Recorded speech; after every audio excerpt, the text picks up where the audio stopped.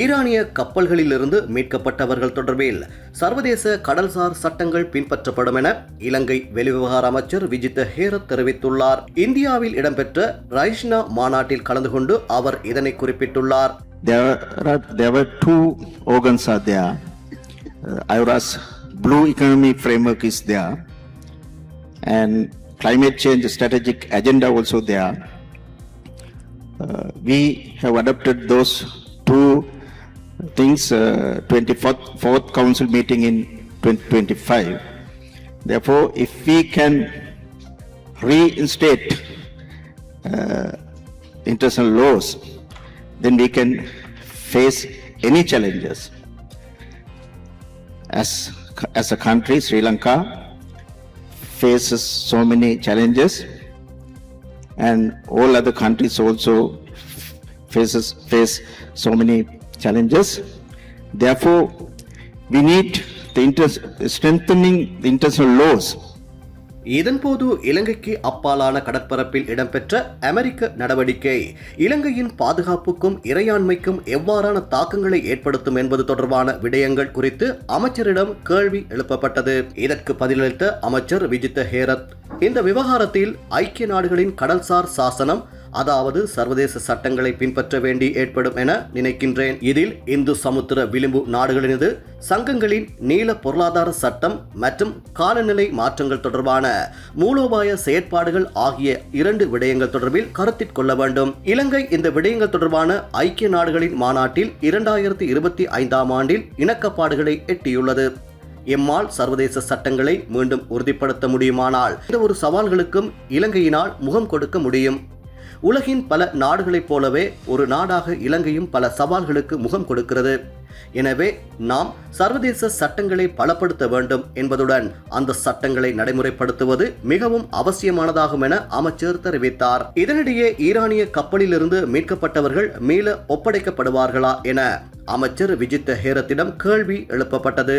இதற்கு பதிலளித்த அமைச்சர், Are you going to repatriate the Iranian personnel back to Iran, or are you under pressure from the US to hand them over, to encourage them to defect, sir? Yes, I want to reiterate that UNCLOS. That's why I iterate that UNCLOS, because we are following those international laws. We are taking steps that incident also, using that international laws. We are following that international laws, and we have taken all steps according to the international laws, and I think we need not support any part. We took all steps as humanitarian way. Therefore, we will take steps according to the international laws. நாம் இந்த போர் இடம்பெறும் சந்தர்ப்பங்களில் எந்த ஒரு தரப்புக்கும் ஆதரவாக செயற்படவில்லை. நாம் மனிதாபிமான அடிப்படையில் செயற்படுகின்றோம். சர்வதேச சட்டங்களை மதிக்கின்றோம். எனவே அடுத்த கட்ட நடவடிக்கைகளை அதன் அடிப்படையில் இலங்கை எடுக்கும் என குறிப்பிட்டுள்ளார். இதேவேளை முன்னதாக ஈரானிய கப்பல்களிலிருந்து மீட்கப்பட்டு இலங்கையில் தங்க வைக்கப்பட்டுள்ள மாலுமிகளை ஈரானுக்கு திருப்பி அனுப்ப வேண்டாம் என அமெரிக்கா அழுத்தம் கொடுத்து வருவதாக தகவல்கள் வெளியாகின. இந்த விடயங்கள் கசிந்துள்ள உள்நாட்டு ஆவணங்கள் மூலம் தெரிய வந்துள்ளதாக ராய்ட்டர்ஸ் செய்தி வெளியிட்டிருந்தமை குறிப்பிடத்தக்கது. ஈரான் கப்பலை தடுப்பதன் மூலம் இலங்கையை ஒரு நேரடி மோதல் களமாக மாற்ற அமெரிக்கா திட்டமிடுகிறதா என அச்சம் வலுவடைந்துள்ளதாக தேசிய சுதந்திர முன்னணியின் தலைவர் விமல் வீரவன்ச தெரிவித்துள்ளார். கொழும்பில் இன்று இடம்பெற்ற ஊடக சந்திப்பின் போதே அவர் இதனை தெரிவித்தார். இந்தியாவின் உத்தியோகபூர்வ அழைப்பின் பேரில் ஈரான் கடற்படையைச் சேர்ந்த அதிகாரிகள் உள்ளிட்ட குழுவினர் மிலான் 2026 பயிற்சியில் பங்கேற்க வருகை தந்திருந்தனர். திட்டமிட்டபடி அமெரிக்க கடற்படையும் இதில் பங்கேற்கவிருந்த நிலையில் கடைசி நேரத்தில் அவர்கள் பின்வாங்கியுள்ளனர். அதே காலகட்டத்தில் இந்திய பிரதமர் நரேந்திர மோடி இஸ்ரேலுக்கு விஜயம் மேற்கொண்டிருந்தமையும் கவனிக்கத்தக்க விடயமாக மாறியுள்ளது.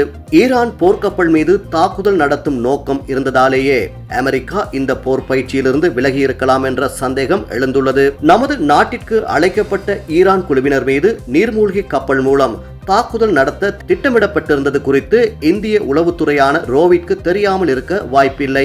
உயிர்த்த ஞாயிறு தாக்குதல் போன்ற சம்பவங்களை முன்கூட்டியே கணிக்கும் திறன் கொண்ட இந்தியா இந்த ஆபத்தை அறிந்திருந்தும் ஈரான் கப்பலை வெளியேற அனுமதித்தது இந்தியாவின் நம்பகத்தன்மை குறித்து கேள்விகளை எழுப்பியுள்ளது. ஈரானின் இரண்டாவது கப்பல் கொழும்பு துறைமுகத்திற்கு வருவதற்கு அனுமதி கோரிய போது அமெரிக்க தூதரக அதிகாரிகள் கடும் எதிர்ப்பு தெரிவித்தனர். இக்கப்பலை அனுமதித்தால் வான்வழியாக தாக்குதல் நடத்த நேரிடும் என அவர்கள் அச்சுறுத்தியதாக தகவல்கள் தெரிவிக்கின்றன. இதனைத் தொடர்ந்து பாதுகாப்பு செயலாளர் துய்யகொந்தா இக்கப்பல் விவகாரத்தில் இலங்கை பொறுப்பேற்க முடியாது என ஈரான் தூதரகத்துக்கு கடிதம் மூலம் அறிவித்துள்ளார். இருப்பினும் இலங்கையில் உள்ள முஸ்லிம் அரசியல்வாதிகள் மற்றும் பிரதி சபாநாயகர் உள்ளிட்டோர் ஜனாதிபதியை சந்தித்து அழுத்தங்களை கொடுத்தனர். நீண்ட கலந்துரையாடல்களின் பின்னர் எடுக்கப்பட்ட உடன்பாட்டின்படி கப்பலை திருகோணமலைக்கு கொண்டு செல்ல தீர்மானிக்கப்பட்டுள்ளது. கப்பலில் உள்ள நபர்களை மட்டும் கொழும்பு துறைமுகத்துக்கு அழைத்து வர முடிவெடுத்துள்ளனர். மத்திய கிழக்கில் தனது ராணுவ பலத்தை இழந்து வரும் அமெரிக்கா இஸ்ரேலை தவிர்த்து வேறு பாதுகாப்பான தளங்களை தேடி வருகிறது. இந்த பெருங்கடல் பிராந்தியத்தில் புவிசார் ரீதியாக முக்கியத்துவம் வாய்ந்த இலங்கையை ஒரு ராணுவ மையமாக மாற்ற அமெரிக்கா முயற்சிக்கிறதா என்ற சந்தேகம் எழுந்துள்ளது. முன்னாள் அமெரிக்க ராஜாங்க செயலாளர் ஜான் கேரி குறிப்பிட்டது போல ஆப்பிரிக்க மற்றும் ஆஸ்திரேலியாவிற்கும் இடைப்பட்ட மையப்புள்ளியாக இலங்கை இருப்பதே இதற்கு காரணமாகும். ஈரான் கப்பலை தடுப்பதன் மூலம் இலங்கையை ஒரு நேரடி மோதல் களமாக மாற்ற அமெரிக்கா திட்டமிடுகிறதா என்ற அச்சம் தற்போது வலுவடைந்துள்ளது என அவர் மேலும் தெரிவித்துள்ளார்.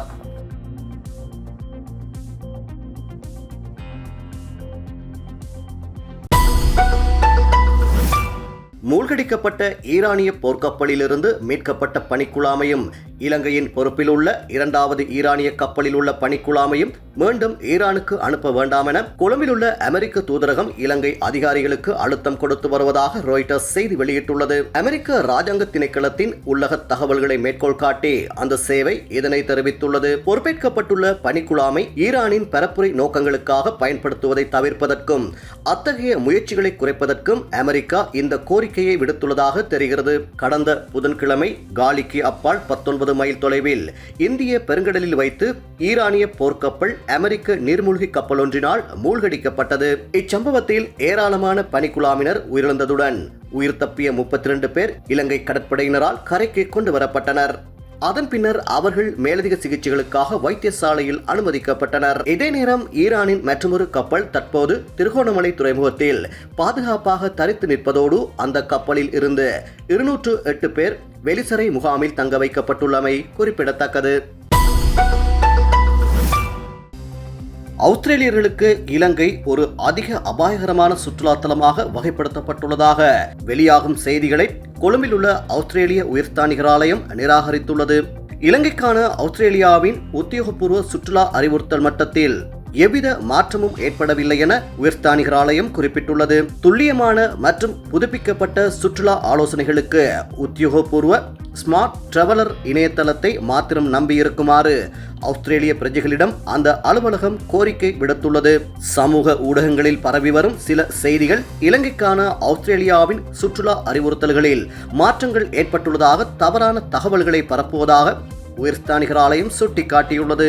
புதிய சுற்றுலா வழிகாட்டுதல்களுக்கு பயணிகள் எப்போதும் ஸ்மார்ட் டிராவலர் இணையதளத்தை பயன்படுத்த வேண்டும் என்று உயர்ஸ்தானிகர் ஆலயம் மேலும் வலியுறுத்தியுள்ளது. நிலவும் மோதல் காரணமாக இஸ்ரேலின் வடக்கு பிராந்தியத்தில் பணிபுரியும் இலங்கையர்கள் தமது பாதுகாப்பு குறித்து மிகுந்த அவதானத்துடன் இருக்குமாறு இஸ்ரேலுக்கான இலங்கை தூதரகம் கோரிக்கை விடுத்துள்ளது. இஸ்ரேலின் வடக்கு பிராந்தியத்தை இலக்கு வைத்து ஹிஸ்புல்லா அமைப்பினால் நடத்தப்படும் ஏவுகணை தாக்குதல்களின் எண்ணிக்கை அதிகரித்து வருவதாக அவதானிக்கப்பட்டுள்ளதாக இஸ்ரேலுக்கான இலங்கை தூதுவர் நிமால் பெர்னாண்டோ தெரிவித்துள்ளார். ஐஃபா, நஹாரியா, எக்கர், கலிலி, அபுல்லா, கர்மேல் மலைத்தொடர், நசரத், திபேரியா உள்ளிட்ட வடக்கு பிராந்தியங்களில் வசிக்கும் மக்கள் லெபனான் திசையிலிருந்து வரக்கூடிய தாக்குதல்கள் மற்றும் நாட்டின் உட்பகுதிகளில் சில குழுக்களால் முன்னெடுக்கப்படக்கூடிய ஆத்திரமூட்டும் சம்பவங்கள் குறித்து அவதானம் செலுத்த வேண்டும் என நிமால் பெர்னாண்டோ குறிப்பிட்டுள்ளார்.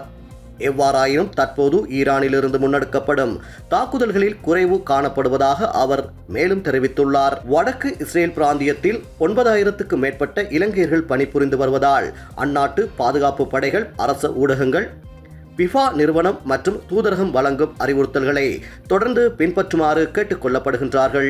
ஏதேனும் தாக்குதலின் போது இஸ்ரேலிய ஆம்புலன்ஸ் சேவைகளை இலவசமாக பெற்றுக்கொள்ள முடியும் என்பதுடன் நீங்கள் இருக்கும் இடத்தை குறிப்பிட்டு 101 என்ற இலக்கத்திற்கு அழைப்பதன் மூலம் அச்சேவையை பெற்றுக்கொள்ளலாம் என இலங்கை தூதரகம் அறிவித்துள்ளது. தேவையான மேலதிக அறிவுறுத்தல்களுக்கு தூதரகத்தின் வாட்ஸ்அப் இலக்கமான 0097255930 5731 ஊடாக வாரத்தின் 7 நாட்களும் தொடர்பு கொள்ள முடியும் என குறிப்பிட்டுள்ளார். சமூக வலைதளங்கள் ஊடாக கேஸ் குக்கர் விற்பனை என தம்பதியொன்று மோசடியில் ஈடுபட்டு வருவது தொடர்பில் போலீசில் முறைப்பாடு செய்யப்பட்டுள்ளது. நவீன ரக கேஸ் குக்கர் விற்பனைக்கு உள்ளதாக முகநூல் விளம்பரத்தை நம்பி அவர்களுடன் யாழ்ப்பாணத்தைச் சேர்ந்த நபர் ஒருவர் தொடர்பு கொண்டுள்ளார். அவர்கள் தமது வங்கி கணக்கு இலக்கத்திற்கு பணத்தினை வைப்பிலிடுமாறும் மேலதிக தகவல்களுக்கு வாட்ஸ்அப் இலக்கத்துடன் தொடர்பு கொள்ளுமாறும் கூறி இலக்கத்தை வழங்கியுள்ளனர். அதன் அடிப்படையில் கேஸ் குக்கரின் விலையான 32,000 ரூபாயை அவர்கள் கூறிய வங்கி கணக்கு இலக்கத்திற்கு வைப்பிலிட்டு அதனை வாட்ஸ்அப் ஊடாக தெரியப்படுத்தியுள்ளார். அதன் பின்னர் கேஸ் குக்கரை அனுப்பி வைப்பதாக 2-3 தினங்கள் ஏமாற்றி தாம் அனுப்பி வைத்து விட்டதாகவும் கூறியுள்ளனர். அதனை அனுப்பி வைத்தமைக்கான ஆதாரத்தை கேட்டபோது அவர்கள் வாட்ஸ்அப் இலக்கத்தை அளித்துள்ளனர். அதனைத் தொடர்ந்து பாதிக்கப்பட்டவர்கள் அவர்களின் முகநூல் கணக்கில் காணப்பட்ட முகப்படம் தொடர்பில் ஆராய்ந்த வேளை அந்த படம் புகைப்பட பிடிப்பாளர் ஒருவர் தனது முகநூல் பக்கத்தில் பதிவேற்றி இருந்த தம்பதியினரின் படம் என தெரிய வந்துள்ளது. அதன் பின்னர் தான் ஏமாற்றப்பட்ட விடயம் தெரிந்து போலீஸ் நிலையத்தில் முறைப்பாடு செய்துள்ளார். புதிய வரி திருத்தங்களினால் வாகன இறக்குமதிக்கான மொத்த சுங்கவரி கட்டமைப்பில் எந்த மாற்றமும் இருக்காது என்று வாகன இறக்குமதியாளர்கள் சங்கம் தெரிவித்துள்ளது. 2026 ஆண்டு ஏப்ரல் 1 முதல் நடைமுறைக்கு வரும் புதிய சுங்கவரி திருத்தங்கள் குறித்து வாகன இறக்குமதியாளர்கள் சங்கம் மக்களுக்கு விளக்கமளித்துள்ளது.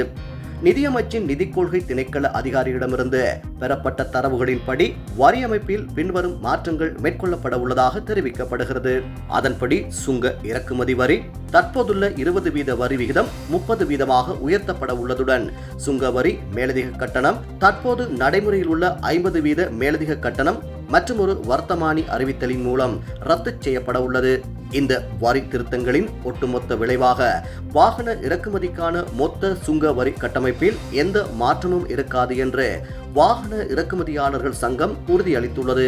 எனினும் ஏப்ரல் 1 முதல் இறக்குமதி செய்யப்படும் வாகனங்களுக்கு தற்போதுள்ள வரிகளுடன் கூடுதலாக 2.5% சமூக பாதுகாப்பு பங்களிப்பு வரி மட்டும் சேர்க்கப்படும்.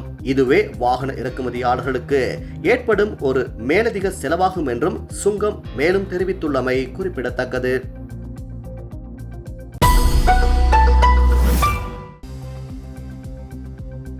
ஜாயல பகுதியில் பட்டுவத்தே சாமரவின் மனைவியின் வீட்டின் மீது இன்று அதிகாலை நடத்தப்பட்ட துப்பாக்கிச்சூடு தொடர்பில் மேலும் பல தகவல்கள் வெளியாகியுள்ளன. அதன்படி துப்பாக்கிதாரிகள் குறித்த வீட்டின் அருகில் உள்ள மேலும் 2 வீடுகள் மீதும் துப்பாக்கிச்சூடு நடத்திவிட்டு தப்பிச் சென்றுள்ளனர். இன்று அதிகாலை 1:25 மணியளவில் ஜாயல போலீஸ் பிரிவுக்குட்பட்ட வெலிகம்பிட்டிய புனித ஆனா வீதி இலக்கம் 5 அமைந்துள்ள வீட்டை இலக்கு வைத்து இந்த துப்பாக்கிச்சூடு நடத்தப்பட்டுள்ளது. பட்டுவத்தே சாமரே என்ற மனோஜ் சுரங்க லியனகே என்பவரின் மனைவியான சதுரிகா வீரசூரிய வசித்து வந்த வீட்டின் மீதே இந்த தாக்குதல் நடத்தப்பட்டுள்ளது. மோட்டார் சைக்கிளில் வந்த 2 சந்தேக நபர்கள் T56 ரக துப்பாக்கியை பயன்படுத்தி இந்த துப்பாக்கி சூட்டை நடத்தியுள்ளதாக தெரிவிக்கப்படுகிறது. இதன்போது குறித்த வீட்டின் மீது ஏனைய 2 வீடுகளின் மீதும் சுமார் 23 தடவைகள் துப்பாக்கிச்சூடு நடத்தப்பட்டுள்ளது. பட்டுவத்தே சாமரேவின் மனைவி தற்போது துபாயில் வசித்து வருவதுடன் இந்த வீடு கடந்த 2 மாதங்களாக முதியோர் இல்லம் நடத்துவதற்காக மாதம் 1,25,000 ரூபாவுக்கு வாடகைக்கு வழங்கப்பட்டுள்ளது. துப்பாக்கிச்சூடு நடந்த சமயத்தில் அந்த வீட்டில் 9 முதியவர்களும் 4 தாதியர்களும் இருந்துள்ளனர். இதேவேளை குறித்த வீட்டின் மீது கடந்த 2025 டிசம்பர் மாதம் 15 மற்றும் 2025 டிசம்பர் மாதம் 24 ஆகிய திகதிகளிலும் இதேபோன்று துப்பாக்கிச்சூட்டு சம்பவங்கள் இடம்பெற்றுள்ளன. இச்சம்பவம் தொடர்பில் போலீசார் மேலதிக விசாரணைகளை முன்னெடுத்து வருகின்றனர். இதே நேரம் தலங்கம அகுரேகுட பகுதியில் சட்டத்தரணி ஒருவரும் அவரது மனைவியும் சுட்டுக் கொல்லப்பட்ட சம்பவத்திற்கு உடந்தையாக இருந்த மேலும் 2 சந்தேக நபர்களை மேல்மாகாண தெற்கு குற்றத்தடுப்பு பிரிவினர் நேற்று கைது செய்துள்ளனர். குறித்த குற்றச்செயலின் பின்னர் துப்பாக்கிச்சூடு நடத்தியவர்களில் ஒருவரை பேருந்து மூலம் மொனராகலை பகுதிக்கு அழைத்துச் சென்றமை மற்றும் குற்றத்திற்கு உடந்தையாக இருந்தமை தொடர்பிலேயே இவர்கள் கைது செய்யப்பட்டுள்ளனர். கைது செய்யப்பட்டவர்கள் 39 மற்றும் 53 வயதுடைய இப்பாகமுவ மற்றும் மாக்குள பிரதேசங்களைச் சேர்ந்தவர்கள் என போலீசார் தெரிவித்துள்ளனர். தற்போது வெளிநாட்டில் வசிக்கும் பாதாள உலகக்குழு உறுப்பினர் ஒருவரினால் வழங்கப்பட்ட பணத்தில் கொள்வனவு செய்யப்பட்ட பேருந்து ஒன்றின் மூலம் சந்தேக நபர் ஒருவரால் துப்பாக்கிதாரி அழைத்துச் செல்லப்பட்டுள்ளமை விசாரணைகளில் தெரிய வந்துள்ளது. குறித்த பேருந்தையும் விசாரணை அதிகாரிகள் பொறுப்பேற்றுள்ளனர். கடந்த பிப்ரவரி மாதம் 13ஆம் திகதி இடம்பெற்ற இந்த கொலைகள் தொடர்பில் பல போலீஸ் குழுக்கள் தற்போது விசாரணைகளை முன்னெடுத்து வருகின்றனர். கடந்த பிப்ரவரி மாதம் 13ஆம் திகதி இடம்பெற்ற இந்த கொலைகள் தொடர்பில் பல போலீஸ் குழுக்கள் தற்போது விசாரணைகளை முன்னெடுத்து வருகின்றன. அதன்படி மேல்மாகாண தெற்கு குற்றத்தடுப்பு பிரிவு மற்றும் ஹோமாகம வலய குற்ற விசாரணை பிரிவினரால் துப்பாக்கிச்சூடு நடத்திய இருவர் உட்பட இக்குற்றத்துடன் தொடர்புடைய 8 சந்தேக நபர்கள் இதுவரை கைது செய்யப்பட்டுள்ளனர். மேல் மாகாண தெற்கு குற்றத்தடுப்பு பிரிவினர் மேலதிக விசாரணைகளை மேற்கொண்டு வருகின்றனர்.